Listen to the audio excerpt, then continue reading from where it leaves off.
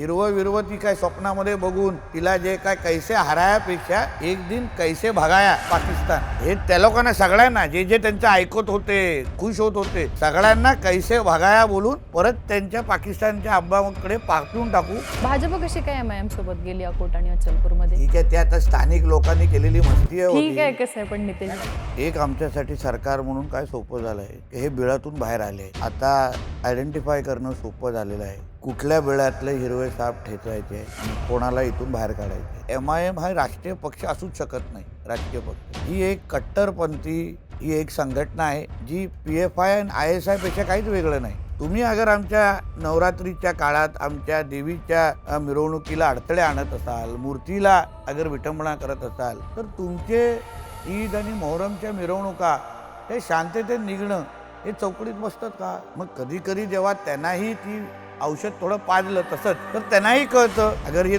हमारे साथ नहीं होना चाहिए तो फिर उनके साथ भी नहीं होना चाहिए. तुम्ही RSSच्या हिंदुत्वाशी तितके समरस झालेला आहात की तुमचं आपलं जे मराठा हिंदुत्व आहे त्याचीच कास तुम्ही धरलेली. देशाच्या सीमेवर काम करणारे जवान आणि राष्ट्रीय स्वयंसंघामध्ये काम करणारा स्वयंसेवक याच्यामध्ये मला काहीच फरक वाटत नाही. उद्धवजींनी अगर प्रामाणिक पद्धतीने अगर हिंदुत्व स्वीकारलं, आम्ही सदैव सगळ्या बाबतीसाठी तयार आहोत. काही हरकत नाही. हिंदुत्वासाठी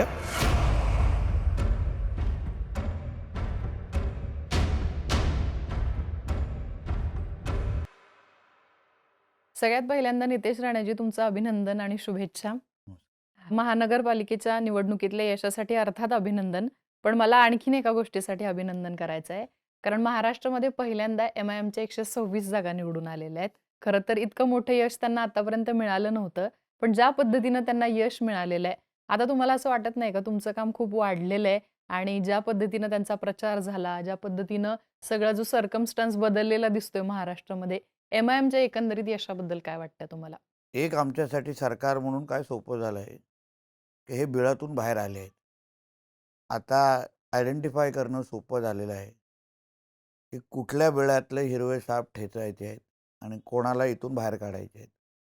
शेवटी जोपर्यंत आपल्याला कुठल्या बिळात कोण लपलेलं आहे आणि राष्ट्रभक्तीच्या नावाने, संविधानाच्या नावाने इथे आपल्या या हिंदू राष्ट्रामध्ये अगर शरिया कानून आणण्याचा प्रयत्न होत असेल, इस्लामीकरण करण्याचा प्रयत्न होत असेल, गजवा हिंदच्या अंतर्गत आमच्या या हिंदू राष्ट्राला इस्लाम राष्ट्र बनवण्याचे मनसुबे रचले जात असतील आणि त्याचे चेहरे अगर आमच्या समोर येत असतील, तर राज्य सरकार म्हणून आणि हिंदुत्वाचे विचाराचे कार्यकर्ते म्हणून आमचं काम अजून सोपं झालेलं आहे, एवढं मी सांगेन.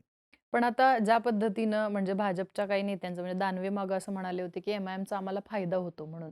तर आता एक मतप्रवाह असाच आहे की ज्या पद्धतीनं MIM मोठी होत चालली आहे, MIMचा आकडा वाढत चाललाय, तो भाजपला खूप फायदेशीर ठरतोय आणि भाजपची बी टीम आहे बेसिकली MIM. एक तुम्हाला सांगू ना, हे हिंदुत्व पहिलं तर आमच्यासाठी कुठलाही निवडणुकीचा मुद्दा नाही. हिंदुत्व हे राष्ट्रत्व आहे आणि या हिंदू राष्ट्राला अगर आपल्याला अजून भक्कम करायचं असेल, विकसित करायचं असेल, तर तो मार्ग हिंदुत्वाच्याच माध्यमातून आहे. आणि म्हणून निवडणुका असो किंवा नसो, हिंदुत्व हे भक्कम झालंच पाहिजे. आणि त्याच्यासमोर येणारे हे सगळे अगर अडथळे असतील किंवा आपल्या महाराष्ट्रामध्ये कट्टरपंथींची संख्या ही वाढत जात असेल आणि प्रामुख्याने आपल्या महाराष्ट्रामध्ये विविध भागाचा डेमोग्राफी चेंज करण्याचा अगर प्रयत्न ह्या निमित्ताने दिसत असेल, तर राज्य सरकार म्हणून एक हिंदुत्वादी विचाराचे कार्यकर्ते म्हणून आमचे टार्गेट सेट झालेले आहेत. आणि ह्यांना असं अगर गैरसमज असतील की ह्यांचे लोकप्रतिनिधी आल्यानंतर हे त्या सभागृहामध्ये जाऊन त्यांच्या कट्टरपंथी अजेंड्याला अजून अगर ते प्रोत्साहन देत असतील, तर आने वाला वक्त जवाब देगा. पण या सगळ्यामध्ये म्हणजे इतकी MIMच्या यशाची चर्चा का होतीये? कारण एवढा मोठा आकडा त्यांना मिळाला नव्हता. म्हणजे हा आकडा शरद पवारांच्या राष्ट्रवादीपेक्षा सुद्धा जास्त आहे. कुठेतरी समाजवादीपेक्षा सुद्धा जास्त आहे. म्हणजे जे पक्ष कुठेतरी चांगल्या पद्धतीनं आकडा मिळवत होते नगरसेवकाचा, त्यांच्यापेक्षा सुद्धा हा आकडा जास्त आहे. आणि जर आपण पूर्ण महानगरपालिका निवडणुकांचा प्रचार बघितला, असदुद्दीन ओवैसी स्वतः महाराष्ट्रामध्ये तळ ठोकून होते. त्यांनी खूप मोठ्या प्रमाणात सभा घेतल्या. इम्तियाज जलील त्यांनी सुद्धा सभा घेतल्या. आणि ज्या पद्धतीने हे एकत्रीकरण करण्याचा प्रयत्न झालाय आणि तुमचं सुद्धा एक वक्तव्य होतं की निकालानंतर 29 महानगरपालिकांमध्ये काय म्हणतात हिंदू आणि महापौर दिसतील म्हणून. पण आपल्याला माहिती आहे की आता मालेगावमध्ये इस्लामिक पार्टीचा महापौर बसणार आहे. तर हे ज्या पद्धतीनं ध्रुवीकरण झालं, त्याच्यामध्ये ते यशस्वी झाल्याचं दिसतं. त्याच्याकडे तुम्ही कसं बघता राजकीय यशस्वी दृष्टिकोनातून? झाल्यापेक्षा एक तुम्हाला सर्वात महत्त्वाचं सांगतो, जसं मी उल्लेख केला, डेमोग्राफी चेंज करण्याचा प्रयत्न होत चाललेला आहे. काही भागांमध्ये हिंदूंची जनसंख्या कमी करायची, मग लँड जिहाद, लव्ह जिहादच्या नावाने आणि मग तिकडे हिंदूंच्या जागी किंवा जे काही तुम्हाला पहिले जे मुसलमान राष्ट्रभक्त मुसलमान राहायचे, त्यांची संख्या आता कमी होत चाललेली आहे आणि मस्जिदीच्या नावाने, अजानच्या नावाने विविध टोकाची भूमिका घेणं. आता उदाहरण तुम्ही एम-आय-एमच्या जे काही नेते मंडळी आहेत ना, ओवैसीपासून त्याचे दुसरे नेते मंडळी, त्यांचे भाषणाचे मुद्दे बघा ना, 15 मिनिट बुरखेवाली पंतप्रधान करायचं, महापौर बनवायचं, अजानच्या नावाने मतदान मागायचं, आमच्या मुसलमान मुलांना जिहाद म्हणजे चुकीच्या केसेसमध्ये अडकवलं जातं. म्हणजे एकंदरीत राष्ट्रविरोधी जे काही त्यांच्या ॲक्टिव्हिटीज आहेत, त्यांना समर्थन करणं. मला नेहमी वाटतं, की एम-आय-एम हा राष्ट्रीय पक्ष असूच शकत नाही, राजकीय पक्ष. ही एक कट्टरपंथी ही एक संघटना आहे, जी पी-एफ-आय आणि आय-एस-आयपेक्षा काहीच वेगळं नाही. कारण का कुठलाच असा राजकीय पक्ष नाही, जे तुम्हाला 15 मिनिट तुम्ही पोलिसांना मोकळं करा किंवा हटवा आणि बघा आम्ही इथे काय करतो. म्हणजे अप्रत्यक्ष पद्धतीने हिंदू समाजाला आव्हान देणं, हिंदू समाजाला धमकवणं आणि त्यांच्या प्रत्येक नेता जो इथे महाराष्ट्रामध्ये येतो, त्याला म्हणजे त्यांची जे काही धार्मिक त्यांचे जे काही वाक्य परत-परत करणं, परत-परत अल्लाचं नाव घेणं, अल्लाह तकबीर काय-काय विविध त्यांच्या ज्या घोषणा आहेत ते घेणं. म्हणजे विकास आणि एकंदरीत त्या भागामध्ये विकासाच्या माध्यमातून परिवर्तन घडवणं हा त्यांचा बिलकुल अजेंडा नाही. म्हणून डेमोग्राफी जी बांगलादेशी आणि रोहिंग्यांच्या नावाने जी चेंज होत चाललेली आहे आणि म्हणून त्यांना हा मिळणारा सपोर्ट आहे. म्हणून सरकार म्हणून ह्याच्याबद्दल आम्ही मुळीच तक्रार करत बसणार नाही. ह्याला आव्हानापेक्षा आम्हाला आता कळलेलं आहे, की कुठल्या भागामध्ये ज्या पद्धतीने ह्या एम-आय-एमला सपोर्ट वाढत आहे, म्हणजे त्या भागामध्ये वाढलेली कट्टरपंथींची संख्या वाढलेली आहे आणि मग मुंब्रा असो की कुठलंही हे असं त्यांना कसं आता जेरीस आणायचं हे आता आमच्यासमोर मुख्य अजेंडा आहे. आता या निवडणुकीच्या निकालानंतर मुंब्र्यातला एक व्हिडिओ खूप व्हायरल झाला. सेहर शेख ज्या नगरसेविका झालेल्या आहेत आत्ता. जितेंद्र आव्हाड यांच्यासोबत त्यांचे वडील जवळपास 16 वर्ष होते आणि त्याच्यानंतर कैसे हराया असं म्हणत त्यांनी जितेंद्र आव्हाडांना इथं चॅलेंज दिलेलं बघितलेलं पाहायला मिळालं आणि दुसरीकडे मुंब्रा हिरवा करून टाकू असं सुद्धा त्यांचं म्हणणं आहे. तर अशा पद्धतीची वक्तव्य जेव्हा बाहेर येतात तेव्हा नितेश राणेंची त्याच्यावरती काय रिएक्शन आणि जितेंद्र आव्हाडांना अशा पद्धतीने चॅलेंज दिलं गेलं मुंब्र्यातच. आता जितेंद्र आव्हाड सारखे जे सेक्युलर स्वतःला म्हणतात ना, त्यांना खाज आहे की आम्ही सेक्युलर आहोत. जेवकर आपला देश हा एक हिंदू राष्ट्र आहे. इथे सर्व धर्म समभावापेक्षा हा 90% हिंदूंचा देश आहे आणि म्हणून पहिले हिंदूंचं हित बघितलं जातं आणि मग नंतर सगळ्या गोष्टी होतात. हे सरसमान सगळ्यांची भूमिका असलीच पाहिजे. पण आमचा देश सेक्युलर आहे. मग संविधान ह्या सगळ्या गोष्टी ज्या आणल्या जातात. मला एक साधा प्रश्न कधीतरी तुम्ही हे जे काही एम-आय-एमचे लोकं आहेत, हे जे लोकं आहेत, जे आता मुंब्रामध्ये जी काही भाषणं करतात, त्यांना कधीतरी विचारा, की त्यांना कुराण मान्य आहे, की डॉक्टर बाबासाहेब आंबेडकरांचं संविधान मान्य आहे? कारण का डॉक्टर बाबासाहेब आंबेडकरांच्या संविधानाचा आणि ते ते ज्या कुराणला मानतात, कारण त्यांच्यासाठी अल्लाह हा जो त्यांचं जे काही दैवत त्याच्यापेक्षा कोणच मोठं नाही. हं. सगळं काही ते जे वागतात, सगळं काही जे काही बोलतात, सगळे काही जे विचार करतात, जगतात, हे सगळंच्या सगळं कुराणप्रमाणे आहे. आणि म्हणून स्वतःला जे सेक्युलर बनणारे आता आय लो गाजावाले, इशरत जहानचे हे कुठे गेले? हे जेव्हा त्यांना धर्माचा जेव्हा भूमिका घ्यायला आली, धर्म किंवा संविधान, तर हे लोकांनी धर्माला निवडलेलं आहे. आणि म्हणून आव्हाडसारख्या ज्यांना जितुद्दीन पण सगळेजण म्हणतात, त्यांना अक्षरशः चेहऱ्यावर थोबाडीत मारलेले आहे. थुकलेल्या चेहऱ्यावर. आता आव्हाडांनी कुठेतरी बाहेर येऊन कधीतरी समजावं, की हे कोणाचेच नाहीत. हे लोकांना जसं त्यांनी जी काही लोकप्रतिनिधी म्हणून जे काही तिने जे काही वक्तव्य म्हटलं, मी ती व्यक्ती समजणारच नाही. ही मानसिकता आहे, ही प्रवृत्ती आहे. ह्यांना हे हिरवं करणं, मी परत-परत तुम्हाला सांगतो, या पुण्यामध्ये पी-एफ-आयचे जेव्हा काही कार्यकर्ते पकडले गेले, त्यांची जेव्हा चार्जशीट झाली, तेव्हा त्यांनी स्पष्ट भूमिका मांडली, की आम्हाला ह्या देशाला 2047 पर्यंत गजवाय हिंदच्या अंतर्गत आम्हाला या देशाला इस्लाम राष्ट्र करायचं आहे आणि त्यासाठी आम्ही वाटेल ते करू. जिहाद हे त्यांच्या मूळ विचाराचा भाग आहे. जोपर्यंत ते जिहाद करत नाहीत, तोपर्यंत त्यांना जे काय त्यांचे मनसुबे आहेत, जे काय त्यांना गजवाय हिंद करायचे आहे, जे काय इस्लामीकरण करायचं आहे, जे काय हिरवं करायचं आहे ना, ते पूर्णच होणार नाही. आणि म्हणून निवडणुकीचा माध्यम वापरायचा, लव्ह जिहादसारखे माध्यम वापरायचे, लँड जिहादसारखे माध्यम वापरायचे, वक्फसारखा विषय करायचा आणि हा पूर्ण आपला देश हिरवा करायचा. आणि त्याची सुरुवात ह्याच्या अगोदर मुंब्रा ही सुरुवात नाही आहे. तिथे पडगाम नावाचं एक गाव आहे, गोरेगाव नावाचं गाव आहे जवळपास भिवंडीच्या आजूबाजूला, हां, ठाणा ग्रामीणमध्ये. तिथे त्या लोकांनी हा प्रयोग करायला सुरू केला होता. जिथे 60 ते 80% हिंदू समाज राहायचा. आता तिथे 1% पण औषधाला राहिलेला नाही आहे. 100% मुसलमानांचा भाग झालेला आहे. हळूहळू मुंब्रा करायचा, मग ठाण्याकडे यायचा, मग मुंबईकडे बघायचा. हे सगळे ह्यांचे जे मनसुबे आहेत ना, हा त्याचा जो भाग आहे. आणि म्हणून हिरवं करणार, हे सगळे नाही, हे सगळे त्यांनी कुठेतरी त्यांचा जो पाकिस्तानमध्ये अब्बा बसला ना, त्याच्याला जाऊन खुश करावं.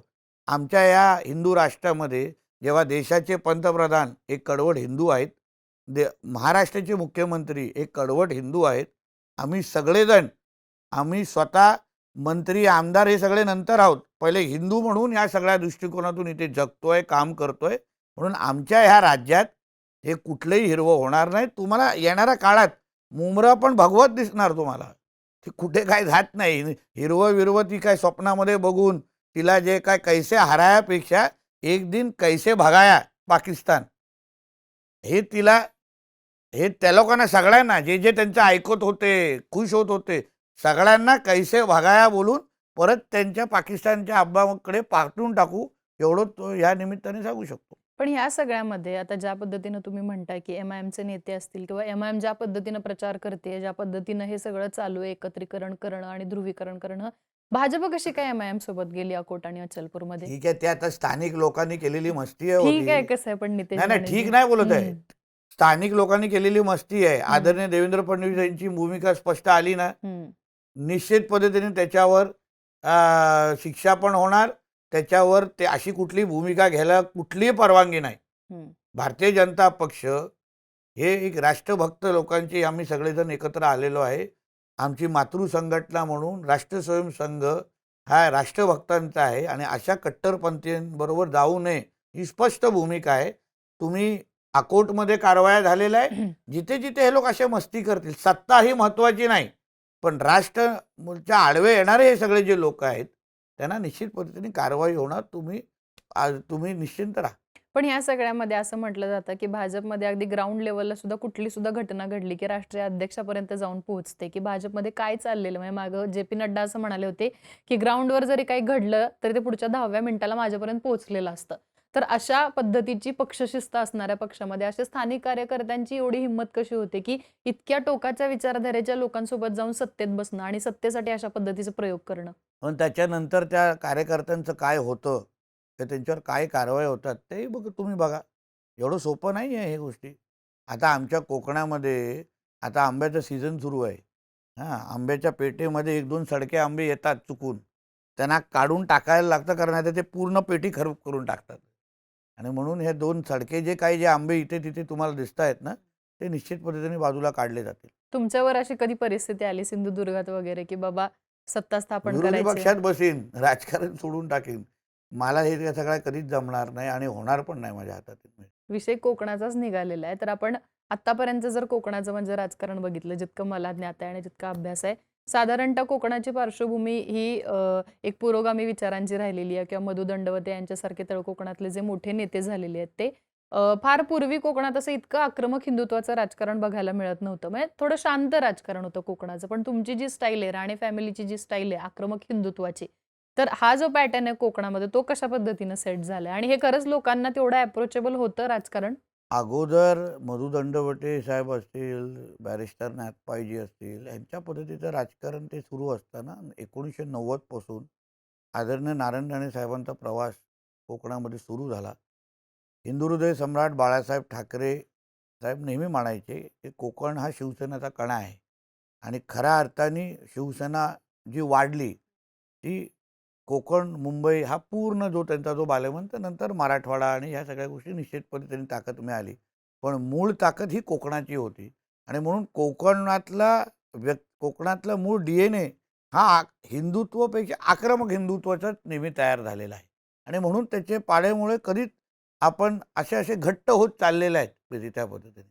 आज हिंदुत्व म्हणून भारतीय जनता पक्ष आज आम्ही अजून ताकदीने का वाढू शकलो? कारण का कोर जो कोकणातल्या लोकांचा जो विचार आहे, जो बाळासाहेब ठाकरे साहेबांनी रुजवला, जो हिंदुत्वाचा आहे, त्याच्यामुळे अ, आम्हाला असं काय लोकांना एक्सेप्ट हिंदुत्व करणं तसं सोपं आहे.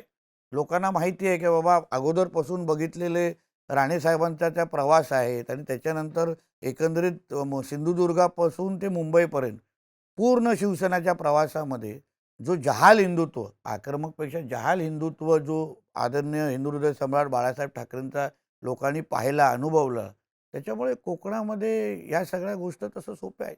पण नितेश राणे जेव्हा हिंदुत्व या सगळ्या गोष्टींकडे बघतात, तेव्हा तुमच्या दृष्टीने हिंदुत्वाची नक्की व्याख्या काय? कारण आपण हिंदुत्वाचे वेगवेगळे पैलू बघतो. RSSचं हिंदुत्व असेल किंवा बहुजनांचं हिंदुत्व असेल. पण तुम्ही ज्या पद्धतीने राजकारण करताय, तुमच्या दृष्टिकोनातून एक्झॅक्टली हिंदुत्वाची व्याख्या बघा काय? असं आहे की हिंदुत्व आपण त्याच्याकडे पाहत असताना आम्ही जे हिंदुत्ववादी विचाराचे कार्यकर्ते म्हणून जेव्हा आम्ही ग्राउंडवर फिरतो, जेव्हा पीडित लव जिहाद आणि ह्या पीडित कुटुंबियांना भेटतो, आपल्याला समोरचा जो शत्रू ज्या भाषेमध्ये बोलतो त्या भाषेमध्ये उत्तर देणं हे तयारीमध्ये आपण असलं पाहिजे. समोरचे आमच्या माता भगिनींना लव जिहादच्या नावाने त्यांचं आयुष्य उद्ध्वस्त करतायत. काही असंख्य पीडित कुटुंबियांच्या आईवडिलांना आम्ही भेटलो, ज्यांचे अश्रू पाहिल्यानंतर जी मुलगी त्यांच्या घरात एक दिवसा अगोदर आईबरोबर वडिलांबरोबर जेवत होती, ती दुसऱ्या सकाळी त्या मुसलमान मुलाबरोबर त्या मुसलमान मुलांनी पळून घेऊन गेल्यानंतर ती त्यांना ओळखत पण नाही. ही सगळी एकंदरीत परिस्थिती लँड जिहादच्या नावाने आमच्या मंदिरं असतील, आमच्या देवी देवता असतील, ह्यांच्या विठंबना करणं, मंदिराच्याच जागेवर हिरवी चादर टाकणं, हे सगळं पाहिल्यानंतर त्याच भाषेमध्ये उत्तर देणं ही आज काळाची गरज झालेली आहे. तुम्ही त्यांना अगर त्या भाषेमध्ये जिहाद करणाऱ्या लोकांना ते ज्या आक्रमक पद्धतीने आपल्या हिंदू समाजाला हाताळतात, आपली कुठलंही सणासुदी, एकही सणासुदी बघा, म्हणजे गणेश चतुर्थी असेल किंवा होळी असेल, रामनवमी असेल, हनुमान जयंती असेल, अशी एकही आपली मिरवणूक सण नाही जे महाराष्ट्रामध्ये ती मिरवणुकीमध्ये हे लोकांनी चपला मारल्या नाहीत, दगडी मारले नाहीत, नवरात्रीच्या वेळी आपल्या देवीच्या मूर्तीची विठंबना केलेली नाही, अशी एकही कधी सण आपला जात नाही. आणि ते अगर आपल्या ह्या गोष्टी करत असतील तर त्यांनाही थोडं त्यांचंच औषध थोडं पाजणं कधी कधी गरजेचं असतं. तुम्ही अगर आमच्या नवरात्रीच्या काळात आमच्या देवीच्या मिरवणुकीला अडथळे आणत असाल, मूर्तीला अगर विठंबना करत असाल, तर तुमचे ईद आणि मोहरमच्या मिरवणुका हे शांततेत निघणं हे चौकटीत बसतात का? मग कधी कधी जेव्हा त्यांनाही ती औषध थोडं पाजलं तसंच, तर त्यांनाही कळतं अगर ये हमारे साथ नहीं होना चाहिए तो फिर उनके साथ भी नहीं होना चाहिए. हे सर्व धर्म समभाव आहे ना. गंगा जमुना तेजीब बिजीबचे डायलॉग आम्हाला सांगितले जातात, मोठी मोठी भाषणं केली जातात. मग जो नियम तुमच्या ईद आणि मोहरमच्या मिरवणुकीला लागतो, तोच नियम तुम्ही गणेश चतुर्थीच्या पण मिरवणुकीला लावला पाहिजे. मग तेव्हा तुम्ही चपला मारण्याची हिंमत का करता? तेव्हा तुम्ही दगडी मारण्याची हिंमत का करता? तेव्हा तुम्हाला लाऊडस्पीकर खटकतो. तेव्हा तुम्हाला रस्त्यावरचे मिरवणुका खटकतात. पण तुम्ही पाहिजे तेव्हा रस्त्यावर नमाज वाचायला जेव्हा बसता, पडायला जेव्हा बसता, तेव्हा तुम्हाला कोण थांबवायला गेलं तर तुम्हाला चुकीचं वाटतं. आम्ही तर वर्षातले निवडकच दिवस हिंदू समाज म्हणून आमच्या मिरवणुका गणेश चतुर्थीच्या काळात निघतात. पण ह्यांच्या दर शुक्रवारी ह्यांना दिलेले मस्जिदीची जागा सोडून कधी कधी आपल्याला रस्त्यावर नमाज पडताना हे लोक दिसतात आणि मग हे लोकांना झोंबतं. म्हणून माझं एवढंच म्हणणं आहे, सरळ सोपं आहे, कायदा आणि नियम हे सगळ्यांना समान असले पाहिजे. तुम्हाला तुमच्या ईद आणि मोहरमच्या ज्या मिरवणुका आहेत, जुलूस आहेत, ते तुम्हाला शांततेत काढायचे असतील, हा तुमचा अधिकार आहे. आम्ही कोणालाही थांबवत नाही. पण मग हिंदू समाज जेव्हा जेव्हा त्यांचा सण साजरा करतो, मिरवणुका काढतो, तेव्हा तुम्हाला झोंबलं नाही पाहिजे.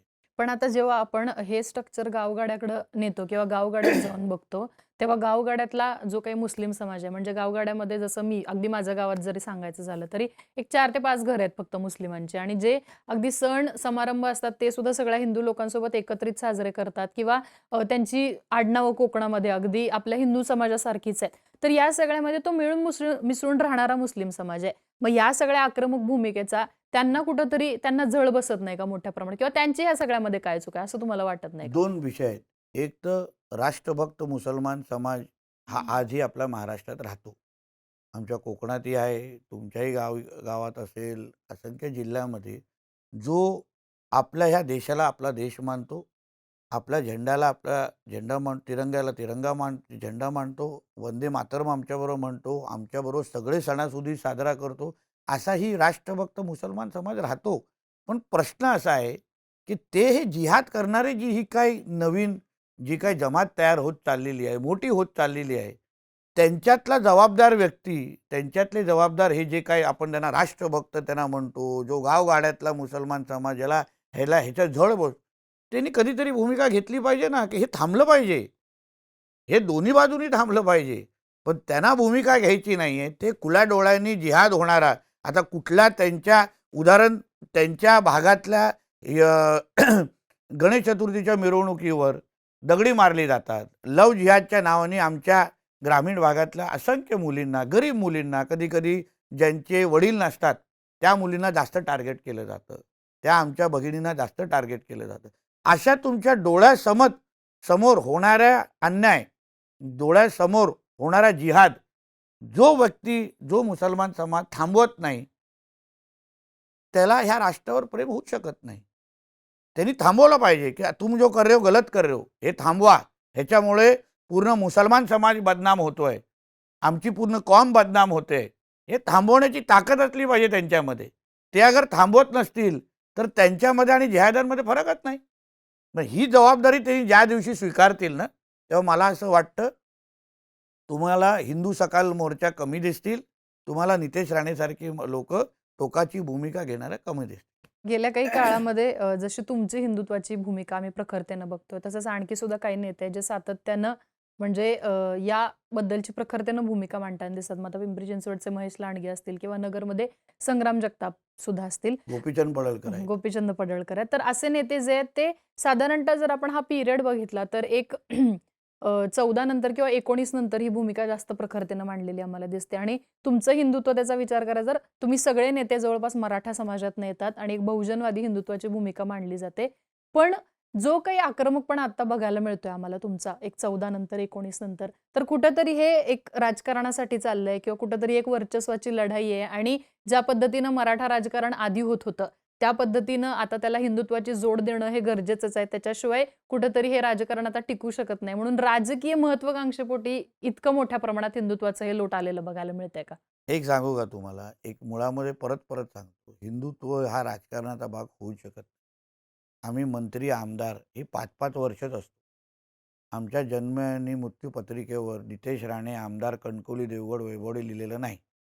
माझ्या मृत्यू पत्रिकेवर नितेश राणे बंदर विकास आणि मत्स्य विकास मंत्री म्हणून लिहून देणार नाही.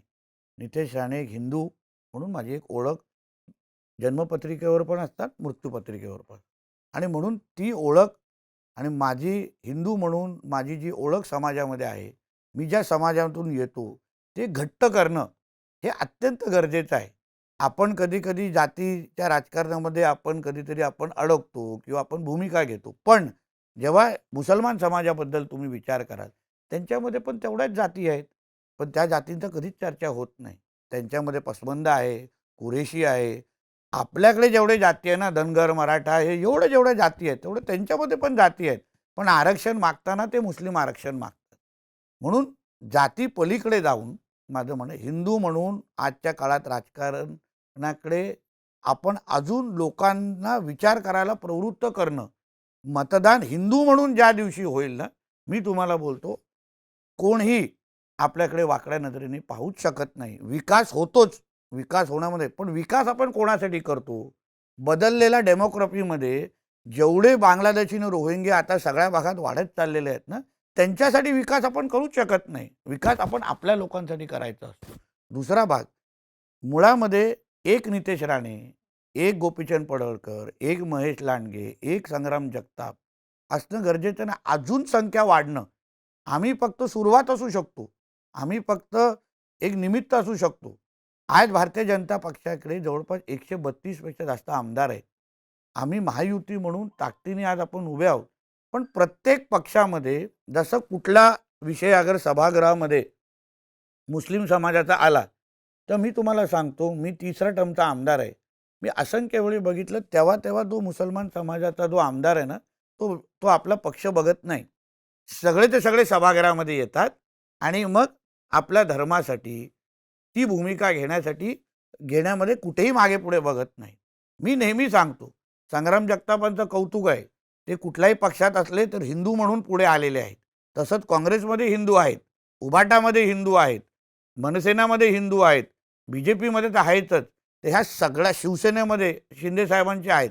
ह्या सगळ्या लोकांनी तुम्ही विकासाबद्दल बोलात, चर्चा करात, काही त्याच्यावर दुमत नाही. पण जेव्हा हिंदू समाज म्हणून आपल्या धर्माकडे कोणीही वाकड्या नजरेने जिहादच्या नावाने बघत असतील, तर विचार करा, सभागृहामध्ये बसलेला प्रत्येक हिंदू आमदार म्हणून निवडून आला असला तरी हिंदू म्हणून जेव्हा वरती उठेल, उभा राहील, ताकदीने बोलेल, तो विचार करा, सभागृहाकडे म्हणजे हिंदू समाजाकडे कोणीही वाकड्या नजरेने बघू शकणार नाही.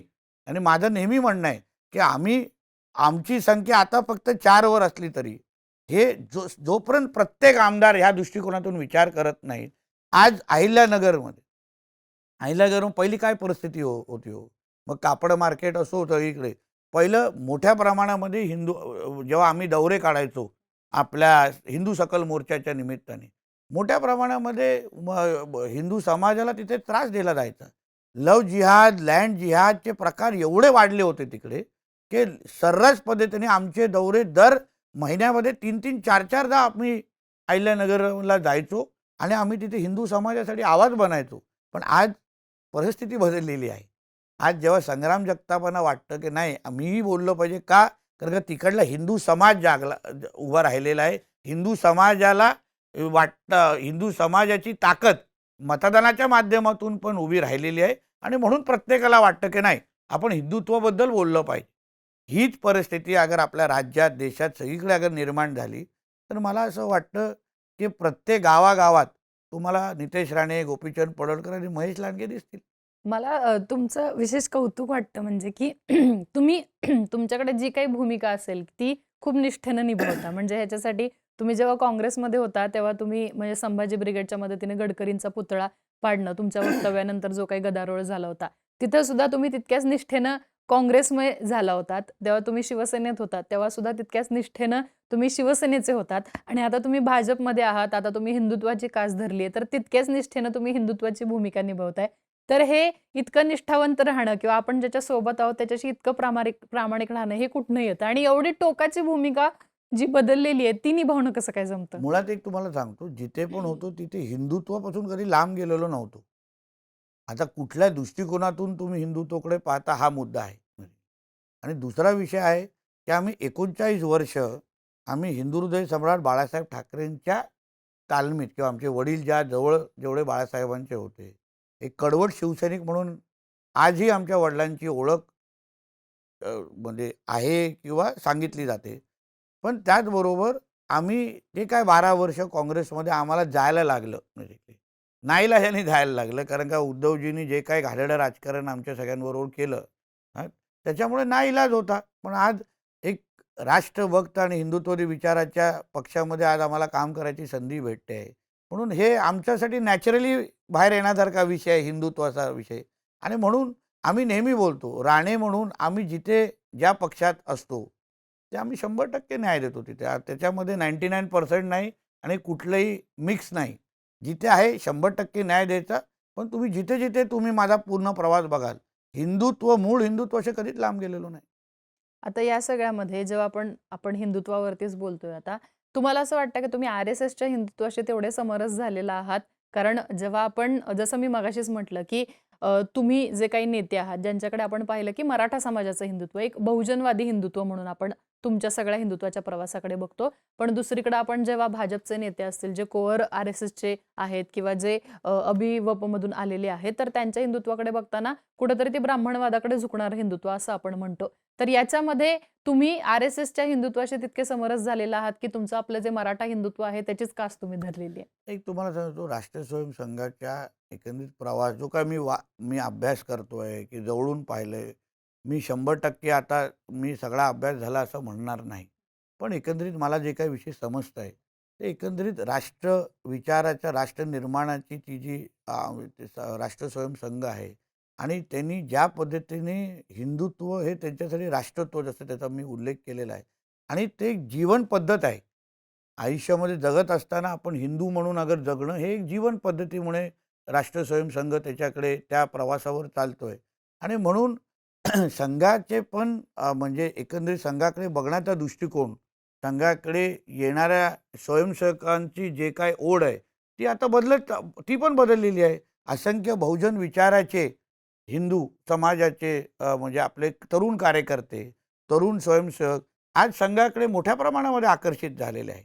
आणि म्हणून एकंदरीत त्यांचा प्रवास आता आमच्यासारखे आता मराठा समाजाकडून आलेले मुलं असतील किंवा धनगर समाजाच्याकडून आलेले मुलं असतील, मोठ्या प्रमाणामध्ये एस-टी, एस-सी समाजातून आलेले मुलं असतील, मुली असतील, हे मोठ्या प्रमाणामध्ये राष्ट्र स्वयंसंघाकडे आकर्षित झालेले आहेत, काम करतायत, हिंदुत्वासाठी दिवस-रात्र आपलं देत आहेत.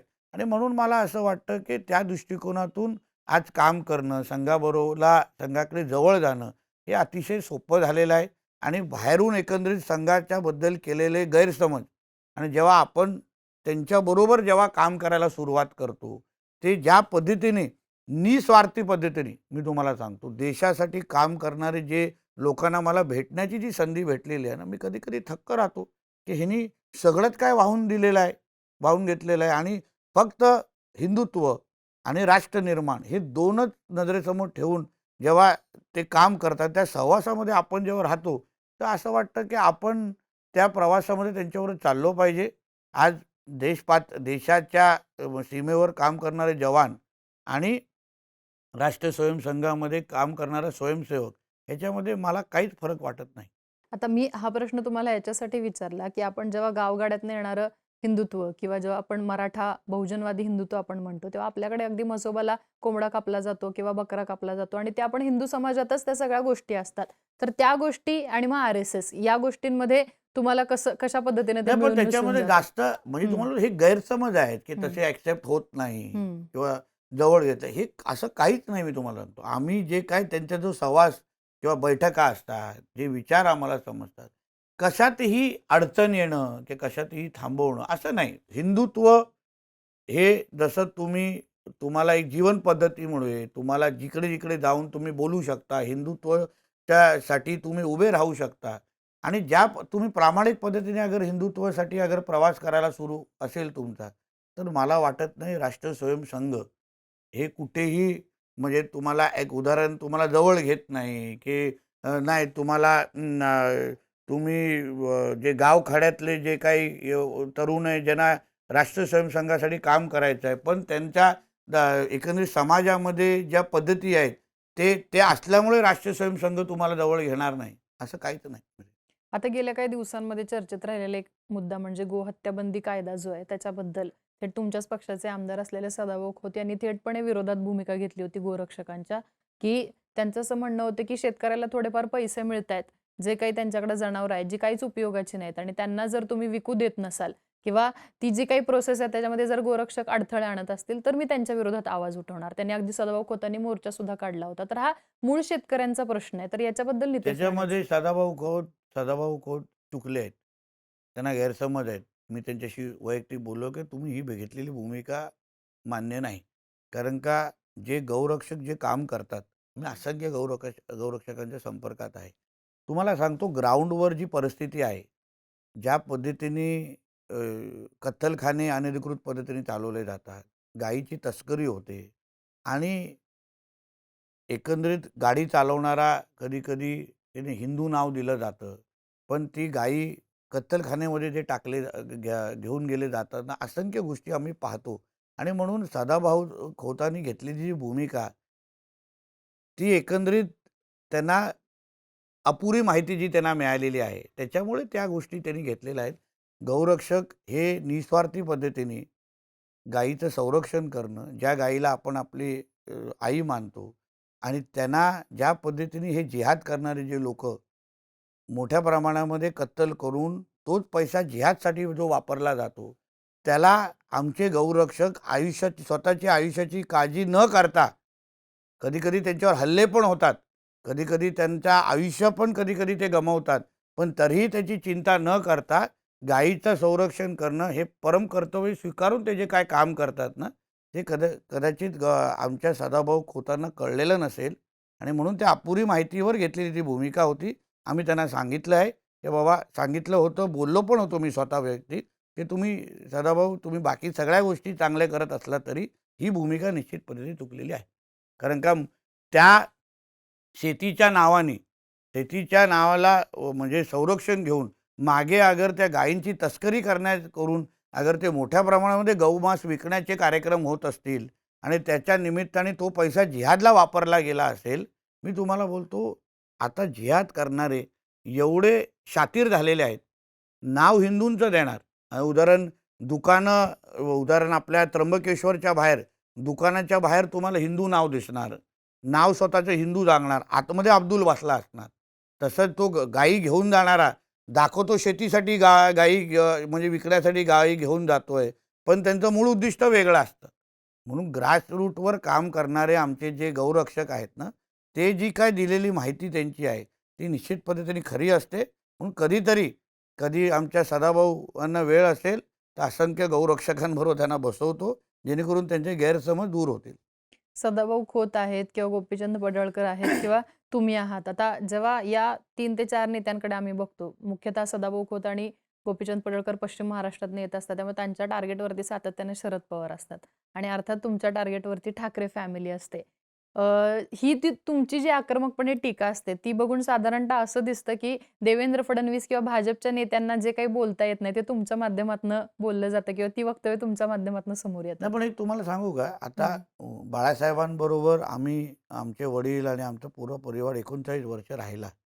म्हणून बाळासाहेबांचा सहवास आणि तो तो व्यक्ती आणि आत्ताचे उद्धव ठाकरे आणि त्यांचं कुटुंब ज्या पद्धतीने त्यांनी शिवसेना किंवा बाळासाहेबांचे विचार संपवले, हिंदुत्वापासून लांब गेले, ह्या सगळ्या गोष्टी आम्हाला आतमधून माहिती असल्यामुळे अंडी-पिल्ली ज्याला म्हणतात, आम्हाला व्यवस्थित पद्धतीने माहिती आहे. म्हणून ते जेव्हा आमच्या आदरणीय देवेंद्र फडणवीसांवर टीका करतात, ते जेव्हा हिंदुत्वाबद्दल बोलतात, ते जेव्हा राष्ट्रत्वाबद्दल बोलतात, तेव्हा आम्हाला खरं माहिती असल्यामुळे हं, आम्ही जेव्हा तोंडाने बोलतो, आम्ही जेव्हा माहिती देतो, तेव्हा काउंटर अटॅक होत नाही ना. तर त्यांना माहिती आहे, की हा अगर अजून जास्त बोलायला लागला, तर आमची जास्त अडचण होईल. तसंच गोपीचंद पडळकर जी असतील, तसंच आमचे सदाभाऊ खोत असतील. म्हणून आम्हाला त्यांचे सगळं का सगळं खरं माहिती असल्यामुळे आम्ही जेव्हा बोलतो, तेव्हा काही आता उदाहरणमध्ये संजय राजाराम राऊतचा विषय होता. आम्हाला त्याची जो काही तो आरोप करायचा, ते आरोप करायचे किंवा ते जे काय ज्या पद्धतीने आमच्या नेत्यांवर खालच्या पातळीची टीका करायची. आम्ही पण कडवट शिवसैनिक आहोत. आम्ही ओरिजिनल राहिलेले आहोत. त्याचे चायनीज मॉडेल नाही त्यांच्यासारखे. आहे ना, आमच्याकडे मिक्सिंग नाही. आम्ही ओरिजिनल आहोत. आम्हाला माहिती आहे आरेला कार्य कसं करायचं आणि बाळासाहेबांचं नेहमी म्हणणं असायचं, अंगावर आलं तर शिंगावर घ्या. आणि म्हणून आम्ही ओरिजिनल असल्यामुळे आमच्याकडे सगळी खरी माहिती असल्यामुळे ना, त्यांना काउंटर करणं सोपं आहे. आणि म्हणून आम्हाला त्या निमित्ताने अगर आमच्या भारतीय जनता पक्षाच्या शीर्ष नेतृत्व, आमचे राज्याचे प्रमुख त्यांच्यावर कोण अगर खालच्या पातीची टीका करत असतील, मी बोललो राजकीय टीका होऊन दे ना, कोणाला काही प्रॉब्लेम नाही. मुद्द्यावर बोला. पण तुम्ही अगर ज्याला आपण बिलो द बेल्ट म्हणतो, तुम्ही अगर खालच्या पातळीवर जात असतील, तर प्रत्येकाला ती भाषा येते. पण कधी-कधी असं वाटतं का, की टीका करताना थोडं जास्त झालं, थोडंसं कंट्रोल करायला तर पाहिजे दोन्ही होतं? बाजूनी झालं पाहिजे.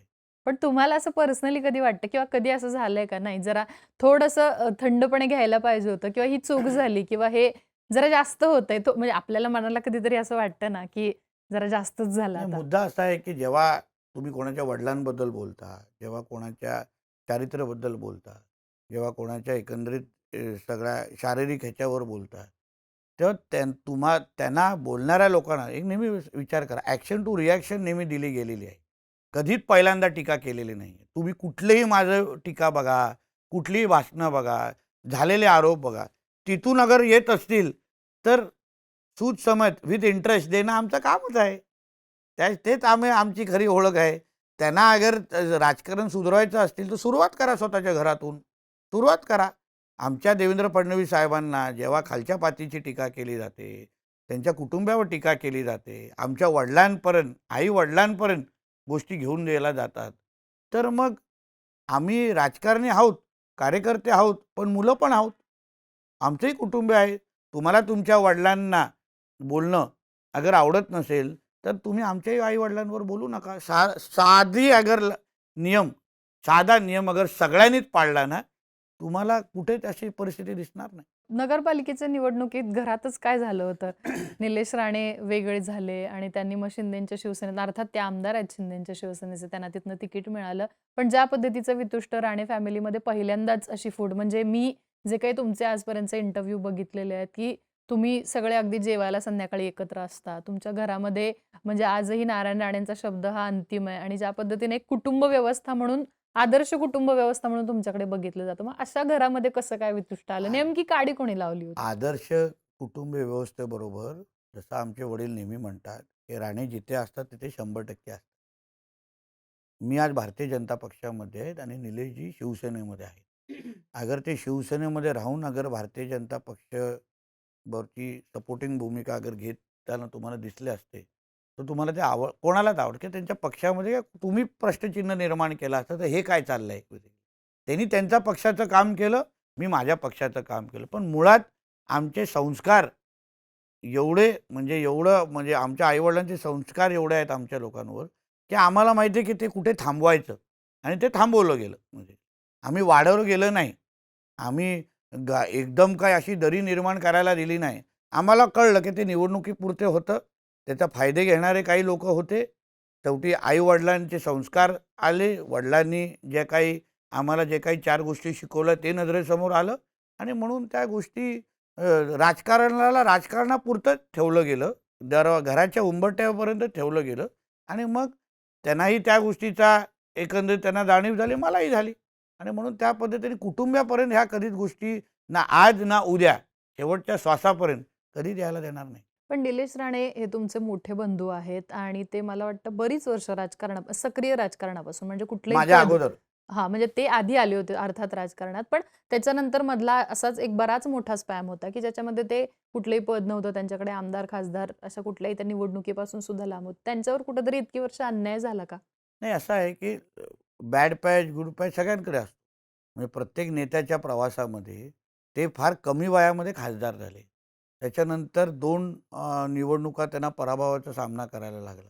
पण आता त्यांनी जोरदार कमबॅक केलेला आहे. चांगलं कमबॅक केलेलं आहे. आज नगरपालिकेमध्ये ठीक आहे, भारतीय जनता पक्षावर टीका होऊ नये अशी आमच्या सगळ्यांची अपेक्षा आहे. कारण का भारतीय जनता पक्षाने जे काय आमच्यासाठी केलं राणे कुटुंबीय म्हणून, ते कोणीच केलेलं नाही. म्हणजे एकंदरीत जे काय आम्हाला परत ताकद देऊन आज राणे कुटुंबीय जे उभं राहिलेले आहे, त्याचं मूळ कारणच भारतीय जनता पक्ष आहे. पण तरीही निलेशजींना जे काय आम्हाला म्हणजे भाऊ म्हणून, कुटुंबीय म्हणून आम्हाला जे काय त्यांना परत एकदा म्हणजे फॉर्ममध्ये त्याला आपण म्हणतो ते पाहायचं होतं. निश्चित पद्धतीने आज आलेले आहेत आणि ते मागे बघणार नाहीत, वळून बघणार नाहीत एवढं माझा ठाम विश्वास आहे. आणि म्हणून मला असं वाटतं की आता त्यांनी एक नेता म्हणून शिवसेनेमध्ये ते प्रस्थापित झालेले आहेत. चांगलं काम करतायत. मतदारसंघामध्ये त्यांची पकड वाढत चाललेली आहे, मला असं वाटतं. आणि म्हणून मला असं वाटतं की आता लंबी रेस का घोडा ज्याला आपण म्हणतो ना, ते निश्चित पद्धतीने पाहायला मिळतील. पण तुमचेच प्रतिस्पर्धी सुद्धा असतील ना, कारण ज्या पद्धतीने तुम्हाला भाजप वाढवायची आहे, त्याच पद्धतीने त्यांना सुद्धा शिंदेची शिवसेना वाढवायची आहे. एकंदरीतच पण आम्ही तळकोकणामध्ये. दोघंही तसे प्रगल्भ आहोत. आम्हाला माहिती आहे की ओळ कुठे खेचायची आणि त्यांनी निश्चित पद्धतीने शिवसेना वाढवावी आणि मी भारतीय जनता पक्ष कोकण हा भारतीय जनता पक्षाचा बालेकिल्ला बनून राहणार. पण त्याच्यात काही अडचण येणार नाही. या सगळ्यामध्ये आणखी 2 बंधू जे एकत्रित आलेले आहेत इतक्या वर्षांच्या खरं तर दुराव्यानंतर, 20 वर्षानंतर राज ठाकरे आणि उद्धव ठाकरे एकत्रित आले. महानगरपालिकेमध्ये उद्धव ठाकरेंना महानगरपालिका पुन्हा ताब्यात घेता आली नाही, पण 65 जागा त्यांनी मिळवल्या. तुम्ही हसला होता, तुमचा एक व्हिडिओ खूप व्हायरल झाला होता त्या दरम्यानचा. तर ते कसलं हसणं होतं नक्की? असं आहे, की उद्धव ठाकरे हे जे काही व्यक्तिमत्व आहे, त्यांनी आमच्यासारख्या असंख्य म्हणजे आम्ही आमच्या वडिलांचं दुःख स्वतः नजरेने पाहिलं जेव्हा बाळासाहेबांच्या अंतिम काळात त्यांना भेटायला पण दिलेलं नाही. बाळासाहेबांना आणि नारायण बाळासाहेब हां, राणेंना. राणे हं. साहेबांना. राणे साहेबांनी बाळासाहेबांवर म्हणजे कोणी विचार पण करू शकत नाही एवढं ते प्रेम आजही करतात. आणि त्या व्यक्तीने राजकारण आता जेव्हा आपण कधी-कधी म्हणतो, की महाराष्ट्राचं राजकारण बिघडलेलं आहे, घरापर्यंत गेलेलं आहे आणि तुम्ही वैयक्तिक राजकारण घेऊन जाता. हे तुम्ही 2.5 वर्षाच्या उद्धव ठाकरेचे जे मुख्यमंत्रीचा जो काळ आहे ना, हे त्याचं उत्तम उदाहरण आहे, की राजकारण कसं करू नये, पदं कसे वापरू नये. पदं ही तुम्ही कोणाच्या मुख्यमंत्री असताना जेव्हा तुम्ही कोणाच्या घरापर्यंत पोहोचता, कोणाची वैयक्तिक तुमचं आयुष्य उद्ध्वस्त करायला बघता ना, ते उद्धव ठाकरेंनी 2.5 वर्षामध्ये केलेलं आहे. ते उद्धव ठाकरेचं राजकारण म्हणजे महाराष्ट्राचं राजकारण नासवण्यामध्ये उद्धव ठाकरेचा फार मोठा हात आहे. ते 2019 पासून आपण पाहतोय. कारण का ज्या देवेंद्र फडणवीसजींनी 14 ते 19 मध्ये मी तुम्हाला जबाबदारीने सांगतो, उद्धवजींच्या सख्ख्या भावानी जेवढं त्यांच्यासाठी केलं नाही ना, तेवढं आदरणीय देवेंद्र फडणवीसजींनी त्यांच्यासाठी केलेलं आहे होतं. त्या देवेंद्र फडणवीसजींना ह्यांनी फसवलं, बेईमानी केली, महाराष्ट्राच्या जनतेबरोबर बेईमानी केली आणि 2.5 वर्षाच्या त्यांच्या मुख्यमंत्रीच्या काळात मी तुम्हाला सांगतो, आमच्या वडिलांना जेवणाच्या ताटावरून उठून अटक करण्यापासून, देवेंद्रजींना अटक करण्याचा प्रयत्न, व त्याचबरोबर दिवस-रात्र म्हणजे मुंबई महापालिकेचे आयुक्त तेव्हा इक्बाल सिंग चहल होते. 2दा मातोश्रीवरून त्यांना रेग्युलर फोन जायचा. सकाळी 9 वाजता आणि रात्री 9 वाजता आणि एकच प्रश्न विचारायचे, की "राणे का घर कभी तोड रहे हो? राणे का घर तोडा क्या?" एवढा एकमेव प्रश्न समोरून यायचा. आणि अर्णब गोस्वामी असतील, असंख्य पत्रकार महाराष्ट्रातले त्यांना खोट्या केसेसमध्ये अडकवलं गेलं. राजकीय प्रतिस्पर्धी नुसतं अटक नाही, आमच्यासारख्या राजकीय प्रतिस्पर्धींना आयुष्य संपवण्यापर्यंतचा विषय ह्याच उद्धवजींच्या कारकिर्दीत गेलेला आहे. आणि मग त्या उद्धव ठाकरेजींना जेव्हा त्यांनी राजकारणाला राजकारणापर्यंत ठेवलं नाही, स्पर्धा म्हणून ठेवली नाही, सकारात्मक वातावरण ठेवलं नाही, जे आम्ही हिंदू हृदय सम्राट बाळासाहेब ठाकरे आणि पवार साहेबांमध्ये बघितलेलं आहे. आम्ही नारायण राणे साहेब आणि विलासराव देशमुखमध्ये हेल्दी स्पर्धा काय असते ते पाहिलेलं आहे. म्हणजे राणे साहेबांनी विरोधी पक्षामध्ये असताना त्यांच्या विरुद्ध केलेली भाषणं आणि मग दुपारचं जेवण ते एकत्र त्यांच्या कॅबिनमध्ये विलासराव देशमुख साहेब सीएम म्हणून त्यांचे यायचे. शरद पवार साहेब आणि बाळासाहेबांना बघितलेलं किंवा राजसाहेब ठाकरे यांनी वैयक्तिक कधीच कोणावर आमच्या म्हणजे सगळे आम्ही विविध पक्षामध्ये असलो तरी आजही संबंध घट्ट आहेत. पण तसं उद्धवजींबरोबर झालं नाही. उद्धवजींनी वैयक्तिक प्रत्येकाला संपवण्याचा प्रयत्न केला आणि म्हणून जेव्हा पक्ष किंवा उठाव आमच्या एकनाथ शिंदे साहेबांनी केला आणि खऱ्या अर्थाने शिवसैनिकांना आणि बाळासाहेबांचे विचार खऱ्या शिवसैनिकांकडे जेव्हा गेला, तेव्हा जेव्हा आम्ही हसलो आणि आत्ता जेव्हा मुंबई महापालिका मी तुम्हाला सांगतो, ही मुंबईकरांसाठी त्यांनी कधीच वापरली नाही. तुमची ती आर-जे अनुष्का आर-जे कोण ते होते ना, त्याच्या घरामध्ये तिने कुठलं तरी गाणं BMCच्यासाठी केलं, तिचं नाव मला आता आठवत नाही.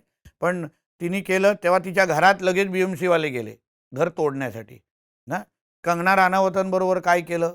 असंख्य उदाहरणं तुम्हाला सांगतो. म्हणजे मुंबई महापालिका ही स्वतःच्या एक तर कमवण्याचं साधन आणि दुसरं स्वतःच्या शत्रूंच्या घरापर्यंत त्यांना घर नष्ट म्हणजे त्यांचं आयुष्य संपवणं आणि नुकसान कर ह्याच्यासाठी वापरण्याचं ते साधन होतं मुंबई महापालिका. ते जेव्हा त्यांच्या हातातून गेलं, तेव्हा त्यांना नितेश राणेला हसण्याचा जो व्हिडिओ हे त्यांना सर्वात काही प्रतिक्रियापेक्षा दुःख देणारा आहे.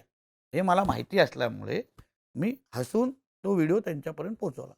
आता असं म्हणतायत, की महापौर जो आहे, तो अजूनही महापौर कोण होणार आहे फिक्स झालेलं नाहीये. महायुतीचा महापौर होणार असं एकनाथ शिंदे पण सांगतायत आणि देवेंद्र फडणवीस पण आणि सांगतायत. तो पण अजून हिंदूच होणार आणि मराठीत होणार.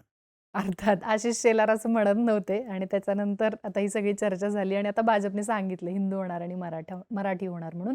पण या सगळ्यामध्ये अजूनही असं म्हणतात, की उद्धव ठाकरेंसोबत भाजप जाईल आणि मग त्यांचा एकत्रित महापौर बसेल. अजूनही असे स्पेक्युलेशन्स काही थांबलेले नाहीयेत, की कोण कोणासोबत काय जाईल आणि आहे, मुंबई पालिकेत आमच्या काय होईल? पत्रकार जे इलेक्ट्रॉनिक पत्रकार मित्र आहेत त्यांना दिवसभर बातम्या चालवायला लागतात. मुख्यमंत्री साहेब डॅव्होसला होते. एवढं हं, चांगले करार, लाखोंचे करार, हं. रोजगार निर्मितीचे करार त्यांनी तिथे केलेले आहेत. त्याच्या ते बातम्या कदाचित कमी पडल्या असतील. तर म्हणून अशा पद्धतीच्या बातम्या करून आपले चॅनल म्हणजे आरोग्यदायी ठेवावेत, अशी त्यांची उद्दिष्ट असतील.